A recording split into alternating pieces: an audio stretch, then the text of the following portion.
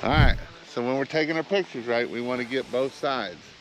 Now look what we got in our picture, right? We got our truck there with our nice name and our big phone number on it. So when we get that picture of the before, we want to try to get some of the dirt there, but you know, we want to make sure that we're getting our truck, so that way when we're posting it into our Google My Business photos, all that kind of stuff, we get a good before picture. And we want our before picture to be from that corner there to there, but that also is a good before and after picture. And the same thing when we do the other thing, we'll get that truck in there, so that way for your marketing wise, you got your name and phone number right there on the side of the truck. Make sense? Yeah. Yes, sir. Yes, it does.